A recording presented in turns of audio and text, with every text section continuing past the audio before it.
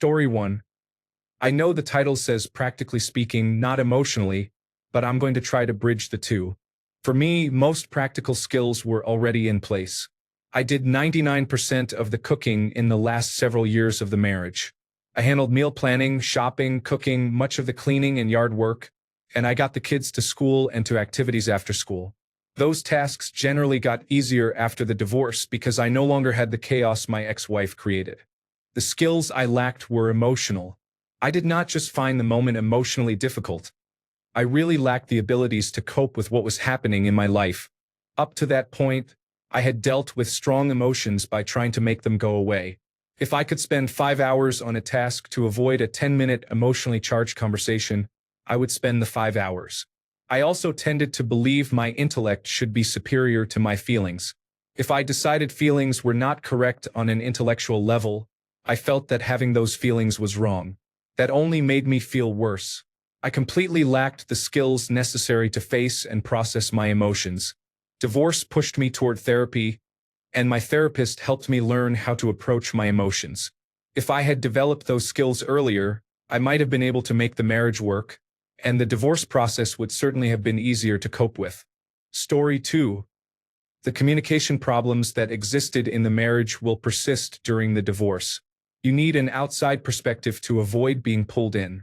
You need a good lawyer, a good doctor, a good therapist, a good accountant, and most of all, good friends. Develop healthy self-doubt and accept your earlier errors. You cannot win a divorce, nor can you escape it. You only extend the pain if you respond in kind to aggression. Run every important decision by someone you trust. Give yourself time to heal and honor your resentments, but do not nurse them and do not voice them to your children. You pay for a divorce with money and time, usually more than you thought you would need. If there is a friendship with your ex-spouse, work to salvage it. If none existed or trust is gone, minimize communication and speak through your lawyers, but understand that some lawyers profit from conflict. Find a collaborative divorce lawyer if possible, and understand that a true compromise will be unsatisfying to both of you in some way. Express gratitude when you can. Even if you are mired in loss, know that you both have the opportunity to rebuild and learn from your errors. At best, you will go forward and make different mistakes. As Thich Nhat Hanh writes in his book Anger, ask yourself, are you sure? Every time you assign motive to your ex-spouse's actions, pay attention to the story you tell yourself about your marriage and about your divorce. You are wrong as often as you are right. We all fight wars in our heads. Perhaps your battles are far from over, but you do yourself a disservice by living in war. If you have been to war, you will better know the value of peace, so seek that peace in your deeds toward yourself and your children. Practice kindness and remind yourself to live in the present moment, not in the conflict, which will overtake your thoughts and poison your life. Finally, give yourself time to grieve. There is nothing more caustic to the soul than unprocessed grief and anger. The only way out is through. Story 3. I'll add some advice of my own for those who have children, as a family therapist for many years. Divorce is a time when parents must be true adults. Your children are not your best friend or a crying towel. It is not a child's job to take care of the adults during or after a divorce. Doing so can seriously harm a child. You should not teach them to resent the other spouse. To your children, the other parent is still their mother or father. If the other spouse is truly dangerous in some way, get your children and yourself into therapy and similar support so that this can be handled properly. Story 4. I needed a more resilient support system. She got all the dogs and friends in the divorce. While that is fair enough, friendship is a two-way street, so I deserve better friends. Having more of my own friends would have helped. Story 5. Whatever you depend on your wife to do, you need to figure out how to handle it. If you are divorcing your wife because she does not do anything, you are probably fine. If your wife is divorcing you because you do not do anything, learn how to manage your life. Story 6. That is a hard question to answer. When I split from my ex, I had all the practical skills down. I did my fair share of household tasks, so I knew how to cook, clean, grocery shop, and do laundry. The things that needed to be done around the home were already in my wheelhouse. As an aside, if you are a man who does not know the basics, give yourself a shake. None of it is rocket science. The biggest challenge of being a single parent for me was being responsible for all the logistics. Meal planning, grocery lists, keeping the child's extracurricular schedule straight, and appointments. All that planning is tiring. If you run out of peanut butter or coffee, that is on you. If a parent-teacher interview slips your mind, nobody will remind you. Even planning a vacation is a lot of mental labor. You are on your own. Task by task, none of it is particularly hard, but they keep coming. Dust never sleeps, laundry and dishes are constant, and meals always need cooking. Can get old. This is as much emotional as practical. If you have children, you need to dig in and do the work. Story 7. Having been down and isolated for so long, the only way was up after the divorce. I wished I had gotten out sooner. Story 8. It has been 4 years and I am still struggling. I look forward to seeing the response here. Story 9. A support system is important. I have a few close friends who helped me as much as they could during my divorce, but not having someone you see every day for support can be rough. The family I have left lives in other states, and her family, while I am sure they would have been there for me if I had asked, did not feel right, so I lost them when she left. Also, figure out what you need to do to get through sickness or injury alone. Getting through nearly 2 weeks of coronavirus disease 2019 alone was extremely difficult. Story 10. I realized my brain had outsourced approximately 10,000 tiny decisions a day for a decade. On my first solo trip to Target, I stared at the laundry detergent aisle for so long I thought a stock boy was about to ask if I was okay. I just bought the one with the happiest looking bear on it. Story 11. I feel it is unhelpful to mentally prepare for divorce when it is not imminent. That said, many couples share chores and responsibilities, which makes it very difficult when you suddenly have to handle everything alone. Developing habits like cooking, cleaning, doing laundry, and keeping the house tidy can help protect your mental health. I also stopped using drugs. I was heading toward a marijuana addiction, and when she left, I fully embraced it. My days were just work, the gym, and smoking. It took me about 2 years of heavy smoking and another year of on and off use to finally quit. Story 12. The biggest issue was a combination of emotional and practical factors. I was not just myself. I was part of a we. We did everything together. She liked something and I would become interested too, so I had no hobbies or interests of my own. Although we got together because we shared certain interests, I never discovered who I was. Know yourself and be yourself in a relationship instead of melding into one person.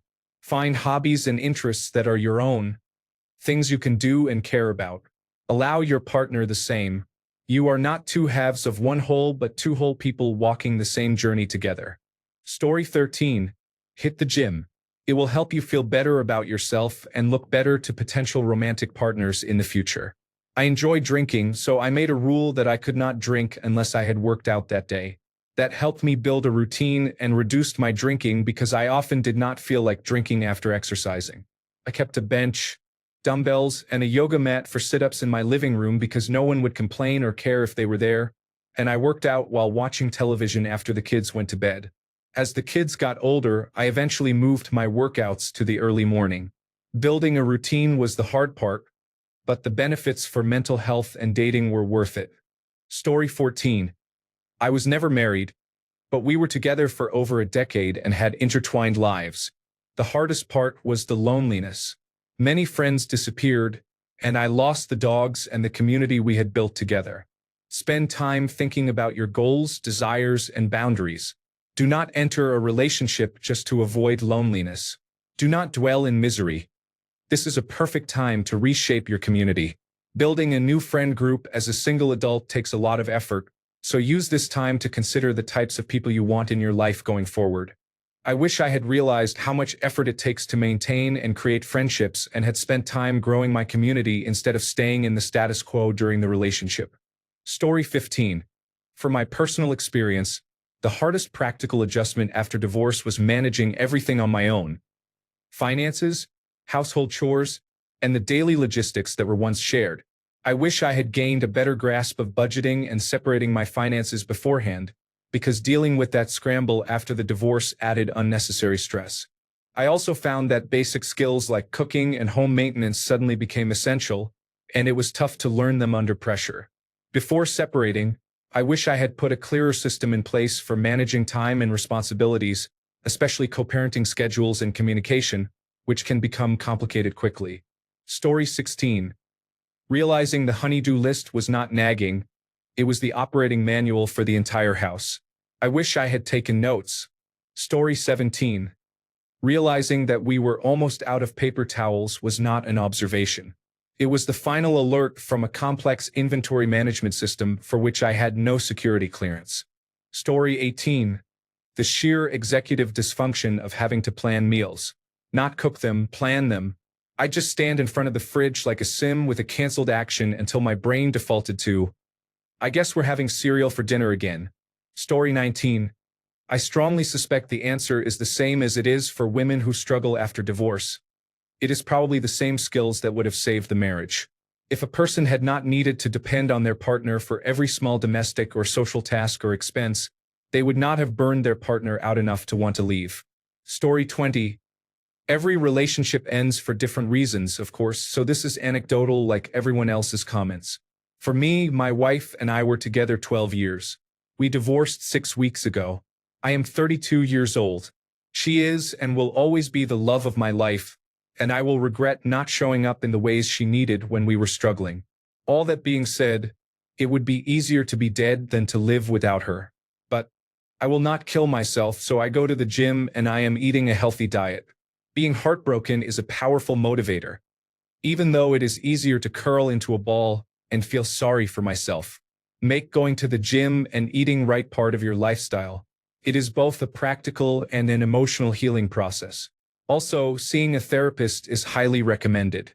I was vehemently against therapy and did not think I needed it, but I did. Story 21. I'm dealing with deep, persistent depression. Everybody looks to me for strength. They think I am living the American dream. I have some successes and am financially secure, but I'm not happy. Story 22. We were young and had no money, but she earned more than I did. After we divorced, we split the credit card debt evenly. For several months, I was so poor I ate peanut butter on saltine crackers for breakfast, lunch, and dinner.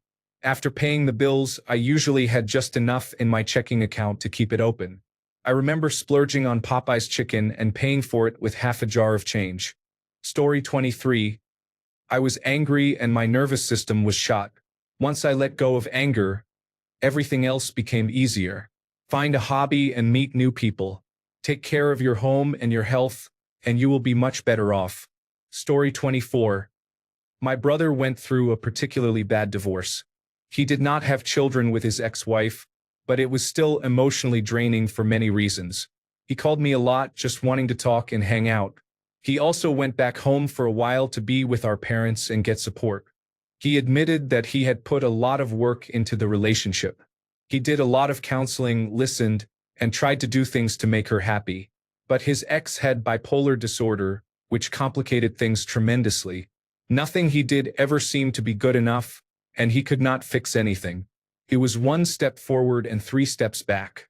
She made unrealistic demands, and it wore him down. In the end, he felt like she had never been that into him, and that hurt him the most. All that effort felt like it had been for nothing. She also moved on quickly. What got him out of his rut was time and being away from his ex, so she was no longer part of his daily routine. He deleted his social media, started lifting weights, played ultimate frisbee, and took vacations. He also moved to a new town about 2 hours away.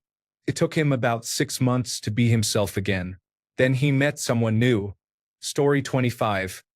It is still a daily struggle 3 years after the separation. The divorce was finalized about 6 months ago. I fell into a bad drinking habit and made many friends at the local bar during that time. Quite a few are bartenders, so now that I am trying to get that under control, I see them less, but we still go to concerts together occasionally. I try to keep myself busy and entertained, mostly by riding my motorcycle or playing video games. I have many hobbies I would like to return to, but that has been a struggle as well. I think finding something new to focus on is key for me, although it is not easy at times. Story 26. Managing finances on my own after the divorce was really tough. We had a joint account and suddenly I was handling everything. It was overwhelming. I wish I had taken more control of our money while we were together so I would have known what was going on. A solid understanding of budgeting and saving would have made a huge difference. If possible, consider becoming more involved in household finances before a split. Story 27. I got through a divorce okay after receiving some useful tips from Reddit. Here is what worked for me. 1. Sleep enough. 2. Compensate through sport, not alcohol or other self-harm. 3. Stand up for yourself. 4. This is your chance to reinvent yourself and become the man you want to be. Use it. 5. Find at least one person to talk to. 6. Allow yourself to rebound when ready. 7. If you have children, try to get co-parenting custody. See item 4. 8. Get over your ex. If you have no children, move on. If you have children, forget about the relationship and focus on being as good a co-parent as possible. 9. If you can, seek an amicable divorce or a collaborative process. Avoid fighting. Prolonged conflict hurts both of you and benefits lawyers. Story 28. I think it is important to know your own value while being kind and caring to others. Often in a relationship, you can become tired of relying on someone else to meet your emotional needs. At some point, you need to realize that you must fulfill most of your own emotional needs. From my perspective, that leads to a healthier relationship and increases your resilience in case it does not work out. Also, you do not need to spend all your time together. It is okay to catch up with friends or have a hobby. The hardest time can be going through a divorce, when you are completely alone with no one to support you. I have free self-help resources if anyone needs skills. Story 29. I should have fought much harder to get more time with the kids. I have a fantastic relationship with them now as young adults, but I wish I had fought my ex for more time with them during their teen years. Having them every other weekend was not enough. To those who are having trouble making friends, pursue your passion, whether it is sports or a hobby, and you will have a much better chance of finding your people. Do not be lazy. Be active and proactive about setting up outings with acquaintances who could become friends. You can do this. Story 30. Not all divorces are the same. Focusing on myself, my career, my passions, and my health was the best way I learned to handle it. Talking to others helped, but I received horrible advice and learned to listen to my therapist and my lawyer. Most people are not equipped to give good advice about divorce and often feel the need to try to fix your problems. Communicate with your ex and their family professionally, no matter how they treat you. Be the adult if there is going to be only one in the situation. Story 31. The main practical task was moving furniture. All other practical tasks we had either shared or I had already been handling. Emotionally, I felt used and instantly replaced. She cheated and was in a new relationship while gaslighting me, and I was losing my extended family. Story 32. Realizing my ex-partner held all the critical information was jarring. Not just birthdays, but which trash day was which, the wireless network password, and where the good towels were. My first few months felt like a scavenger hunt after the person who hid everything had vanished. Story 33. I realized that 400 degrees for 20 minutes is not, in fact, the universal cooking instruction for every food item in existence. I ate a lot of burnt yet still frozen chicken nuggets. Story 34. Invest in yourself. It does not have to mean getting ripped at the gym. Stepping out of your comfort zone and trying something new can help take your mind off things, such as buying a motorcycle. Story 35. Male, 39. My situation was pretty straightforward. I got emotionally ready months before I moved out. Looking back, I wish I had taken more, to be honest. I was the one who ended it, but after a week she was with the man I suspected she had been involved with. I did not touch her pensions because we always had separate finances, and I did not take any possessions from the house. I took half the equity and walked away. We have no children and still share our dogs 3 years later. Story 36. The heartbreak was pretty bad, but eventually I got over it. The hardest thing to get used to is the idea I am going to die alone. I am a Christian in a secular part of the country and feel like damaged goods. Story 37. Question curieuse. En tant que femme, j'aimerais savoir est-ce plutôt la gestion du quotidien, cuisine, ménage, finances, qui devient compliquée, ou bien le fait de réorganiser toute sa vie autour d'une nouvelle logistique. Et, avec le recul, quelle petite habitude auriez-vous aimé mettre en place plus tôt pour que cela fasse moins mal par la suite? Story 38. This is totally off topic, but original poster, do you listen to Productivity Alchemy? Story 39. Do not try to be honorable or noble. Going into a divorce is going to war. Get the most aggressive lawyer you can. Strike first, fast, and hard. No rules. Fight dirty. Your quality of life for the next 5, 10, 20, or more years depends on it. If she goes out on weekends, call it child neglect. If she plays slot machines, call her a gambling addict. If she already has a new boyfriend, call him a child molester. Protect durable assets. Real estate, retirement accounts, and especially future income. Get everything, and I mean everything, spelled out explicitly in the court order. If she misses one deadline or one term, take it back to court. It is an ugly business, considering it was someone you used to care about, but when it comes to divorce, you do not know her anymore. There is no such thing as an amicable divorce. Amicable divorce means she gets the gold mine and you get the shaft. Thanks a bunch for sticking around till the end of the video. Remember to subscribe, and until next time, stay awesome and goodbye.